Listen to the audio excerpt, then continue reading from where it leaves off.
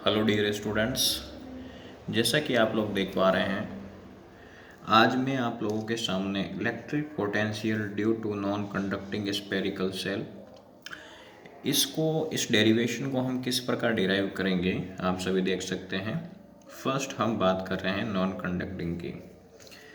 तो बिल्कुल मैं एक स्फीयर बना रहा हूँ यहाँ पे इस प्रकार, और ये कैसा यहाँ पे नॉन कंडक्टिंग है, तो इसके चार्ज का डिस्ट्रीब्यूट होना चाहिए इनसाइड के अंदर।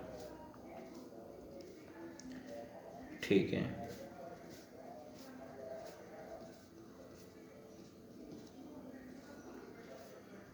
चार्ज का होना चाहिए मित्रों, अंदर के साइड में होना चाहिए। ठीक है, इसके बाद हमें क्या करना है, इसकी यदि मैं रेडियस मानूँ इस स्फेरिकल शेप की, वो रेडियस कितनी हो जाएगी दोस्तों, कैपिटल आर। ठीक है, और इससे स्मॉल आर डिस्टेंस पे हम एक पॉइंट पी कंसिडर करेंगे, स्मॉल आर डिस्टेंस पे पॉइंट पी, जहाँ क्यू नॉट जो हमारा टेस्ट चार्ज होता है इन्फिनिटी पोजीशन पे, उसको लाने में जितना हमें वर्क डन करना पड़ता है, क्या करना पड़ता है, वर्क डन, हम उसके बारे में थोड़ा सा देखेंगे। ठीक है, इस क्यू नॉट चार्ज को पॉइंट पी तक लाने में जो हमें काम करना पड़ रहा है, हम उसके बारे में देखेंगे। तो फर्स्ट हमारा जो केस फर्स्ट है, वो केस फर्स्ट क्या है, if point P lie at the outer side of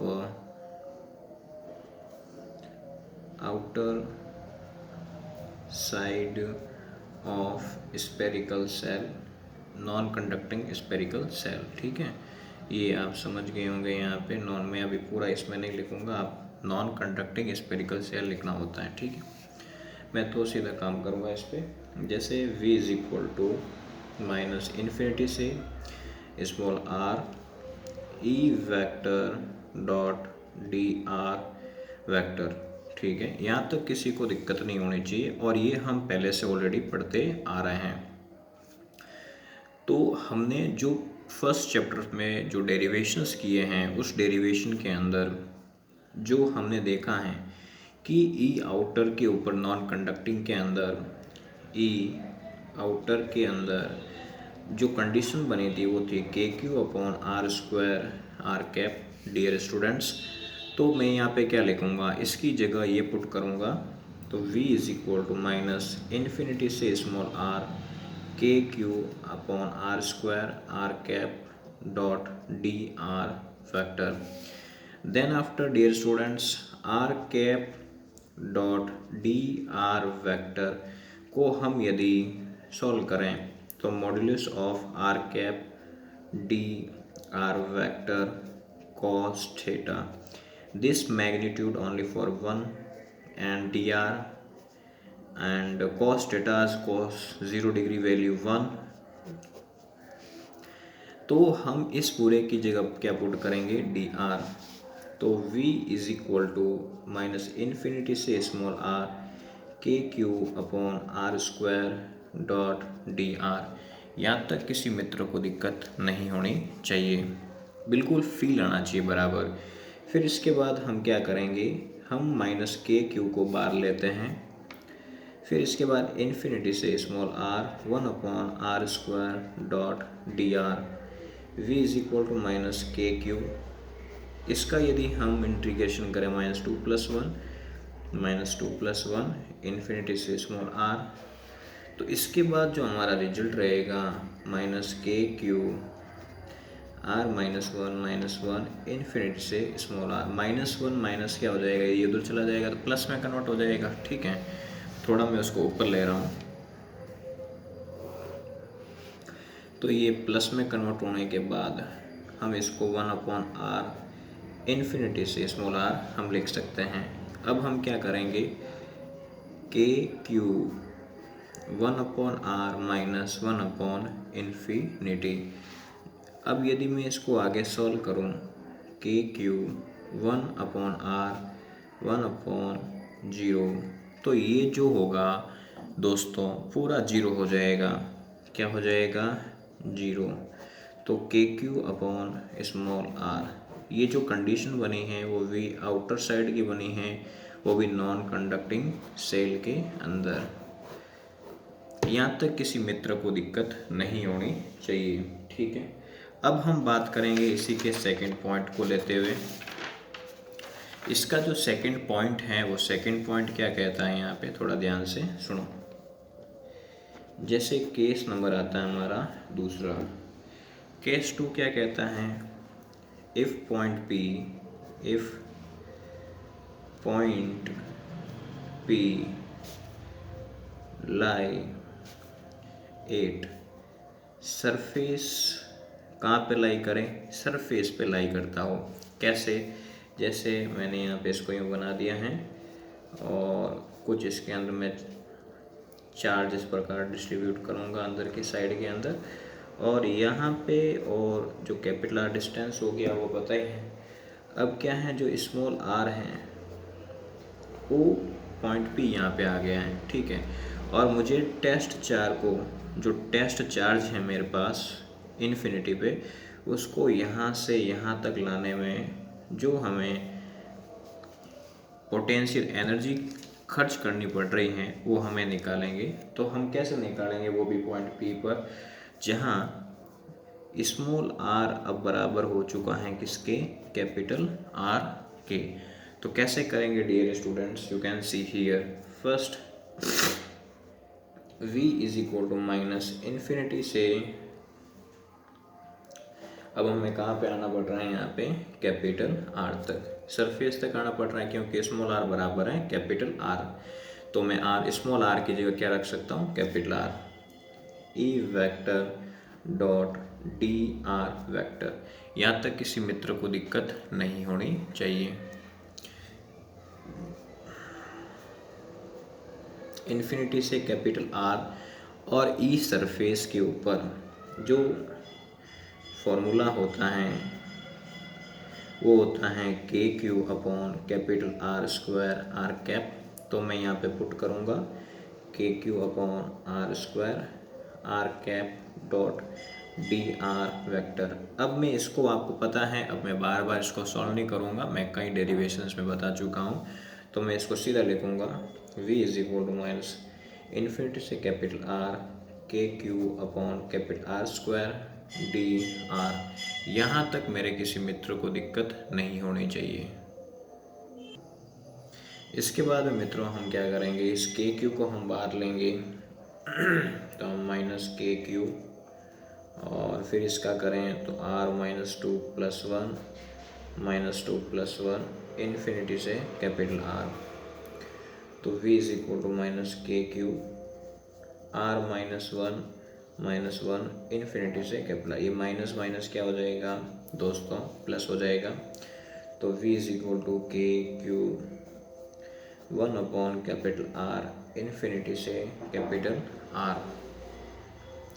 तो v इज इक्वल टू के Q 1 upon capital r minus 1 upon infinity, और फिर इसके बाद हम इसको कैसे करेंगे, 1 अपॉन कैपिटल आर। इसको लिखने का जो तरीका रहेगा वो इस प्रकार रहेगा, तो ये पूरा 0 हो जाएगा।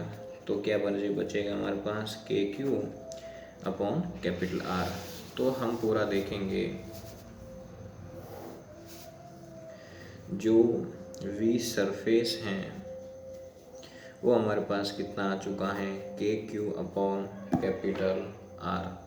यहाँ तक किसी बच्चे को दिक्कत नहीं होनी चाहिए, यहाँ तक किसी को दिक्कत है वो बच्चा बोल सकता है। अब इसके बाद हम लेंगे case number third. Case number third थोड़ा डेंजर रहेगा इसके अंदर, ठीक है। तो केस नंबर थर्ड को लेने के लिए मुझे एक नया पेपर ले लेना होगा। तो बिल्कुल एकदम नया दुल्हन की तरह पेपर ले लेते हैं, बड़े शानदार। अब इसके अंदर यदि मैं केस 3 की बात करूं, किसकी बात करूं मित्रों, केस 3 की। Case number 3। अब केस 3 क्या है, इफ पॉइंट P लाई करता है इनसाइड अंदर की ओर लाई करे जब स्फीयर के, तब डायग्राम किस प्रकार बनना चाहिए, बिल्कुल डायग्राम बनेगा यू।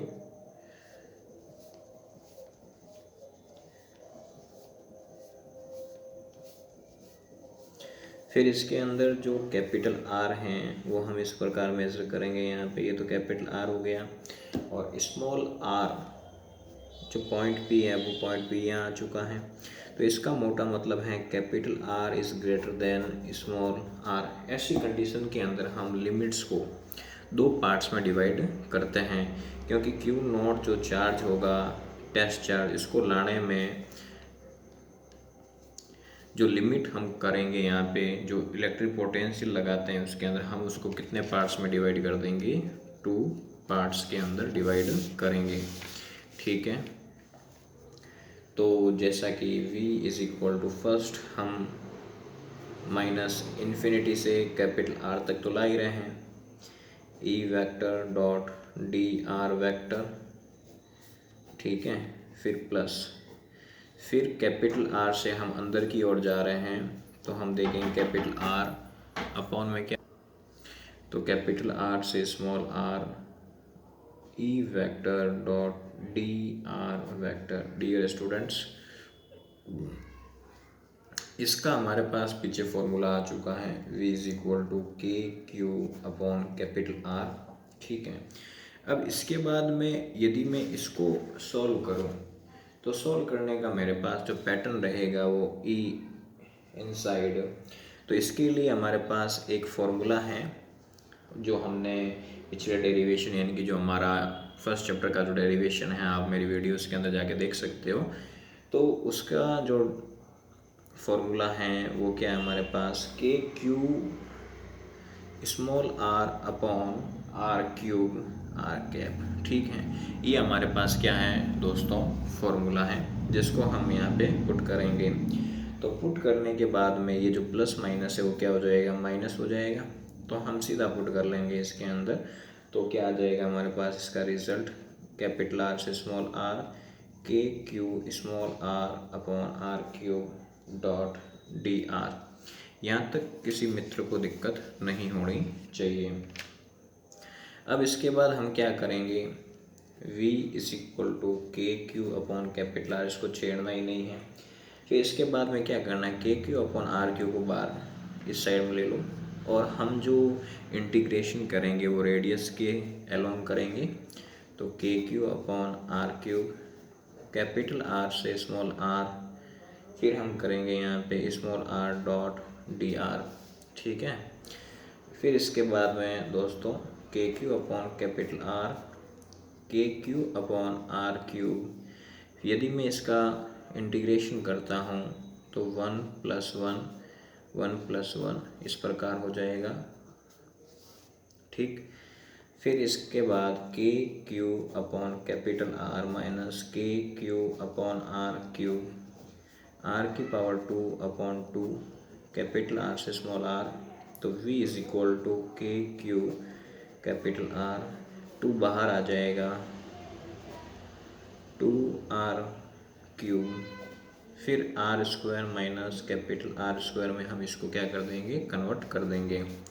फिर अंदर इसका मल्टीप्लाई करवाते हैं, तो K Q upon capital R minus अंदर मल्टीप्लाई के Q upon 2r cube small r square, minus minus क्या हो जाएगा मित्रों, प्लस के Q upon capital R square 2r cube, ये से कट जाएगा तो r बचेगा। तो v इज इक्वल टू के Q upon capital R minus r square upon 2r cube plus के क्यू अपॉन 2r। अब हम क्या करेंगे, यहाँ पे इन दोनों को आपस में क्या कर लेंगे, ऐड कर लेंगे।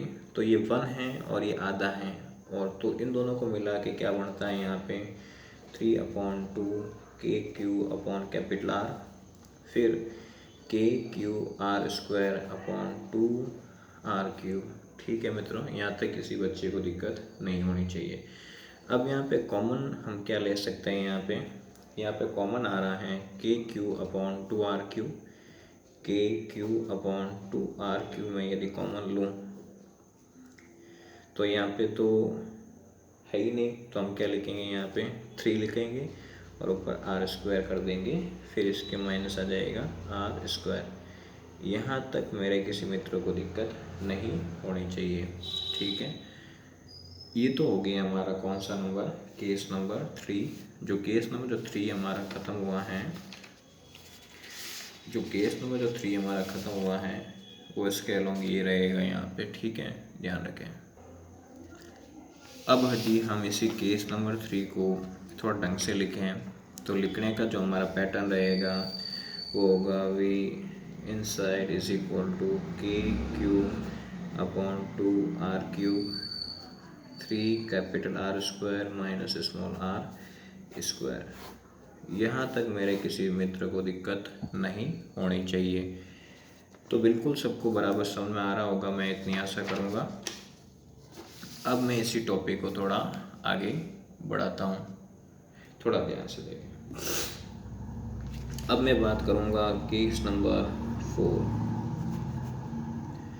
केस नंबर 4 क्या है मित्रों, यदि मैं पॉइंट P को वैन पॉइंट P लाई करें एट सेंटर पे, कहाँ पे लाई करता है, यहाँ पे सेंटर के ऊपर, तो सेंटर पे लाई करेगा तो वहाँ पे जो स्मॉल r होता है वो क्या हो जाएगा, 0, ठीक है। वो मैं आपको पहले कई बार बता चुका हूँ, जैसे डेरिवेशन से बताता हूँ। यहाँ पे देख लो, यहाँ पे ये प्लस क्यू चार्ज है, क्या है यहाँ पे प्लस क्यू चार्ज है बराबर, ठीक है।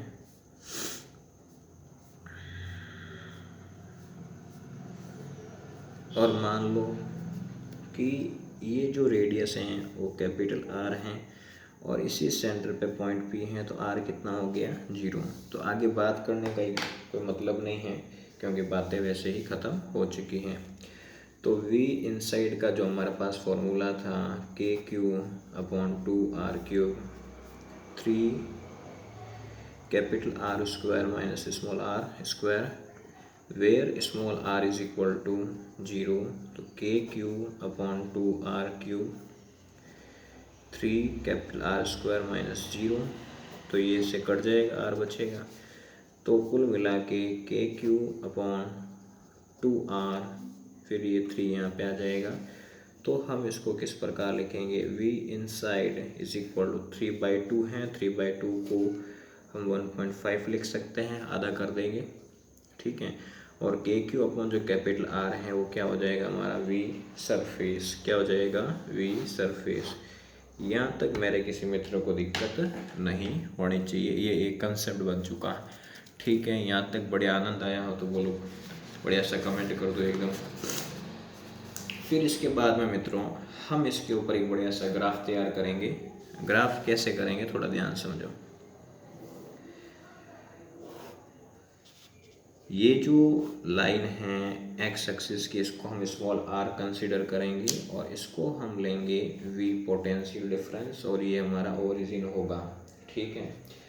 हमें क्या है कि कितनी वैल्यूज़ मिली हैं, फर्स्ट v सेंटर कितना मिला हमें, 1.5 v सरफेस, ठीक है। ये हमें देखने को मिला है, क्या मिला है यहाँ पे, बिल्कुल ये जो कंडीशन है वो किसकी है, सेंटर की तो है कंडीशन, मैंने यहाँ v इनसाइड लिखा है, आप समझ जाए। फिर इसके बाद में v सरफेस की जो कंडीशन है हमारे पास वो है K Q upon capital R। फिर इसके बाद में मेरे पास जो v आउटर साइड की जो कंडीशन है वो है के क्यू स्मॉल r, ठीक है। तो कुल मिला के इस प्रकार की कंडीशंस हैं। तो ये तो एक कांस्टेंट हो गया, क्या हो गया यहाँ पे, कांस्टेंट। तो उसके लिए हम क्या करेंगे, यहाँ पे एक इस प्रकार की सीधी लाइन बनाएंगे, ठीक है। क्या बनाएंगे, सीधी लाइन। और इस लाइन को मतलब इसके अकॉर्डिंग मुझे इसको डिराइव करना होगा, तो मैं यूँ करूँगा, डिक्रीजिंग के फॉर्म में, ठीक है, डिक्रीजिंग के फॉर्म में करूँगा। और जो ये v इनसाइड हैं जो सेंटर पे था हमारे पास, यहाँ पे जैसे मैं फॉर्मूले में लिखूँ, यहाँ पे फॉर्मूला ये पढ़ा, तो इसमें क्या है, यदि मैं बनाने का प्रयास करूँगा तो वो कुल मिला के इस प्रकार की पोजीशन से बनेगा, ठीक है, जिसको हम वी इनसाइड कहेंगे, और ये K Q upon capital R को रिप्रेजेंट करेगा, और ये V outer side 1 upon small R, ठीक है, और ये हो जाएगा स्मॉल आर बराबर कैपिटल आर। तो यहाँ तक किसी मित्र को दिक्कत नहीं होनी चाहिए, बिल्कुल ग्राफ इस प्रकार रेडी होगा इसका। धन्यवाद।